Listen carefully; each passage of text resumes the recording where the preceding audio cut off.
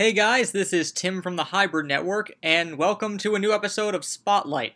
For those who don't know, Spotlight is where we present an interesting topic of discussion.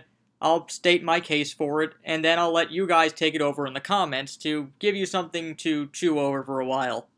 So with that said, today's topic revolves around the Marvel Cinematic Universe. Now I think we all can agree that the Marvel Cinematic Universe is, at the moment, the most prevalent media outlet for comic book related material. And because of that, a lot of people are feeling that they need competition to keep themselves going, as many things do. So, who is their greatest rival? Now, let's start off with the most obvious answer to this, the DC Cinematic Universe. DC started their universe back in 2013 with the release of Man of Steel, which was a pretty big box office success, but it had mixed critical and fan responses at best. So they didn't have the strongest of starts, but that doesn't mean that they won't become a threat in the future. And what's going to be a big decider for this is Batman vs. Superman next year. If it improves on what people didn't like for Man of Steel, and if it brings people back who they lost. But even beyond this, DC has some of the most iconic heroes in the world. Batman, Superman, Wonder Woman, even Aquaman, for better or worse, based upon the public perception of him. But that iconography mixed with the box office gross of Man of Steel and what is likely going to be a large success in Batman vs. Superman, financially at least, DC is poised to be a major threat to them. With that being said, let's move on to our next major competitor, which is also in the realm of movies, the Marvel properties held by other studios, specifically Fox, who at the moment holds the two most important licenses to Marvel, for lack of a better word, that Marvel doesn't currently own, the XMen and the Fantastic Four. Now, we've already seen the lengths that Fox will go to hold on to these licenses, with the recent release of Fantastic Four, or Fant Four Stick if you prefer, which was, by no uncertain terms, a rights-holding movie. It had a potential to be good, but its main goal was to just keep the rights because they need to continue to make movies to hold the license. That proves that Marvel themselves are a threat to Fox, Marvel and Disney. But are they a threat to Marvel themselves? Let's take a look at their X-Men license first. The X-Men movie from back in 2000 was one of the big successes that allowed for the current age of comic book movies that we have now. And since then, despite some hiccups, it has been a fairly successful franchise, to the point that it's the current, ongoing, longest-running movie franchise based around a comic book that hasn't rebooted yet. And the franchise is still going strong, with the very recent success of Days of Future Past, people getting excited for the Deadpool movie, and also getting excited for Apocalypse. So the X-Men are doing well under Fox, at least financially and in terms of the common moviegoer and critically. So the X-Men movies are definitely something that are preventing Marvel from having everything they want for their cinematic universe. Because they can't use the X-Men if Fox continue to use the license, and if Fox continues to do well with it, then they never get the license back at all.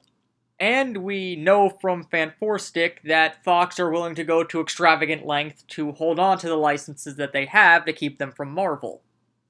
But this can actually be a good thing for both studios, because if they continue to keep these franchises away from Marvel, Marvel will be inspired to make better and better movies to try to prove to the audience and to the critics that they are the rightful place that these franchises should be. And on the flip side, Fox will do the same thing. So this can actually lead to both companies doing good things with all the licenses that they have. And since Fox has tripped up recently and knows that the audience isn't going to be willing to just accept anything they put out with the Marvel license in front of it, then that could push them to actually improve more in the future. as well as the Marvel Cinematic Universe, in this constant struggle to try to get the hold of these two major licenses. However, Marvel's biggest threat may not actually be in the theaters at all. Their big threat could be coming from television. Now, you've probably heard this recently, that people are saying that TV nowadays is better than movies, especially with bigger budgets going into television series like Game of Thrones and Breaking Bad, Walking Dead, itself a comic book license. So, the TV shows that are being put out can be a constant threat to any movie that's in the theaters. And you can see shades of Marvel realizing this, with them first making Agents of S.H.I.E.L.D. to try to market off of the television audiences of hour-long dramas, and then continuing to reach out to the Netflix audience with their critical success and audience success of Daredevil, as well as their upcoming shows like Jessica Jones, Iron Fist, Luke Cage, Defenders, and everything that comes after that.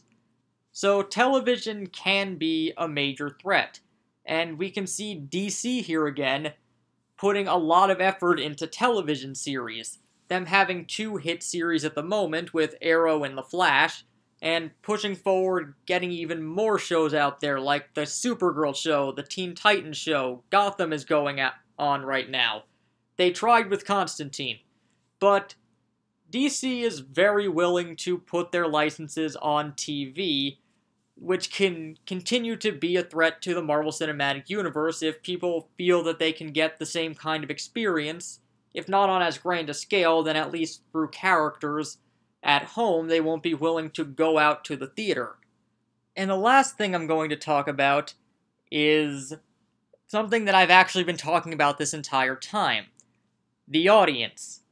See, nowadays, the audience, whether you realize it or not, has a lot of sway in what goes on with movies, especially since we're learning so much more about movies than we used to back in the day, and we now have the constant ability to give out our opinions on things instantaneously through Twitter, through Facebook, through YouTube.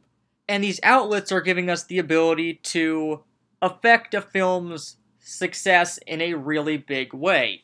Films like After Earth have been stated to have been destroyed, even though they've had huge opening days, based off of what's called the Twitter effect, which is people being able to immediately give out their opinions afterwards, warning people away from it, keeping them out of the theaters, and film studios are actually seeing this as a threat. I mean, you can see this with things like the Ninja Turtles movie, where due to fan reaction, they were changed from being aliens and having a white man as Shredder, to having them be mutants again, making fun of that in the movie itself, and the Shredder going to be a Japanese man, for better or worse.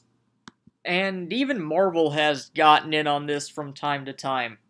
I mean, after Iron Man 3 came out and everyone was all upset about the twist with the Mandarin, then Marvel releases Hail to the King, which basically undoes that twist and tells them that there really is a Mandarin in the cinematic universe, guys, you don't have to worry about it. So you can definitely see shades of them seeing this as a threat now. But what do you guys think? I presented a few ideas here. Is one of these a bigger threat than the others? Are they all equally threatening? Have I missed something? Is there something that you guys think? Let us know in the comments, and let me know what I can improve on, and I'll work on it in the future. But until then, I'll see you guys next time on the next episode of Spotlight. This is Tim from the Hybrid Network, signing out.